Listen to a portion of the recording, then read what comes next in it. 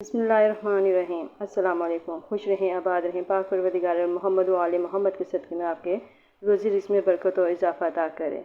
आज जो रेसिपी मैं आपसे शेयर करने लगी हूँ माश की दाल। माश की दाल बनाने के लिए मैंने यहाँ पे आधा किलो दाल को साफ़ करके और इसको भिगो कर मैंने रख दिया है। 1 घंटा हो चुका है मुझे ये भिगो के मैंने रखी हुई है। ये जितनी देर तक भीगी हुई दाल होगी ये उतनी ही अच्छी सॉफ्ट बनती है। साथ में मैंने अदरक लहसुन का पेस्ट लिया है।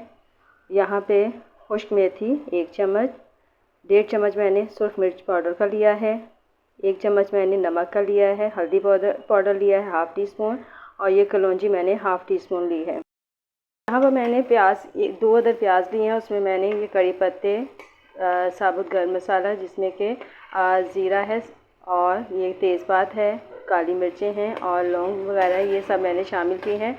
और इनको 1 कप ऑयल में मैं इस मसाले को भून रही हूँ कि प्याज जो है वो अच्छे तरीके से फ्राई हो जाएं। प्याज को लाइट ब्राउन कलर का मैंने करना है और फिर उसके अंदर तमाम मसाला जात मैं शामिल कर दूँगी।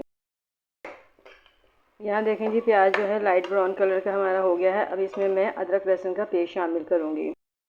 ये अदरक लहसुन का पेस्ट जो है मैं इसमें शामिल करूँगी और साथ ही मैं तमाम मसाला जात जो कि मैंने ये रखे थे वो भी शामिल कर दूँगी ताकि ये भी साथ में अच्छे तरीके से भून जाए।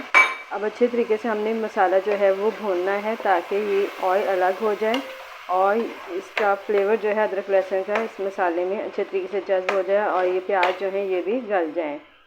इसमें यहाँ पे मैं टमाटर शामिल नहीं कर रही हूँ। टमाटर बहुत महंगे हो चुके हैं और इतना अफोर्ड नहीं कर सकते कि 250 रुपये किलो जो है टमाटर हम इस्तेमाल करें। तो इसलिए मैंने यहाँ पे इमली का इस्तेमाल करना है। इमली को मैंने भिगो कर रख दिया है और उसका पल्प निकाल के वो मैं इसमें शामिल करूँगी।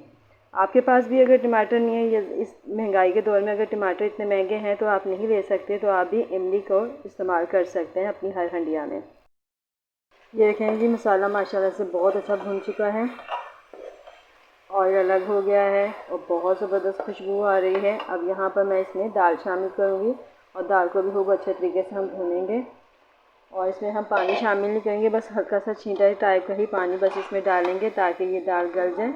कोशिश ये करें कि दाल जो है दम में ही गल जाए और अगर नहीं गलती तो आप हल्का सा 1/2 कप पानी इसमें शामिल कर सकते हैं, लेकिन पहले इसको अच्छे तरीके से भूनें ताकि ये इसकी जो हीट टाइप सी होती है वो हल्की सी वो निकल जाए इसमें से। यहाँ दाल अच्छे तरीके से भून चुकी है। ये देखें ऑयल अलग हो रहा है। अब मैं यहाँ पे इसको गलने के लिए सिर्फ 1 कप पानी शामिल करूँगी ताकि ये दाल अच्छे तरीके से गल जाए, लेकिन हमने इसको रखना खुश्क है, इसमें हम पानी नहीं रखेंगे। पानी इतना ही डालना है कि ये दाल बस गल जाए और इसी में पानी जो है वो खुश्क हो जाए। तो ये देखें अब मैं इसको गलने के लिए रख दूँगी। ये बस इतना ही पानी शामिल करना है और इसको हल्की आंच के ऊपर आप ढक कर रख दीजिएगा। देखें जी, माशाल्लाह से दाल हमारी का पानी खुश्क हो चुका है, दाल गल चुकी है।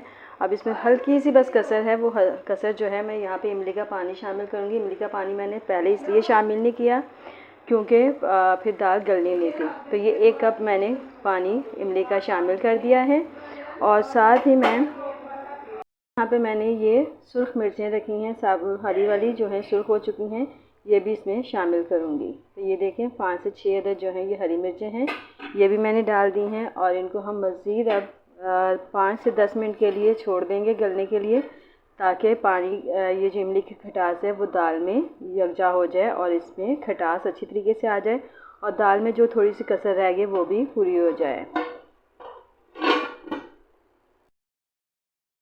देखें जी, माशाल्लाह से हमारी दाल जो है वो तैयार हो गई है और इसका पानी इमली का भी पानी अब खुश्क हो चुका है और इसको अब हम मिक्स कर लेंगे। साथ ही हम इसमें हरा धनिया भी शामिल करेंगे और ये सर्व करने के लिए हमारी दाल जो है खाने के लिए तैयार हो गई है।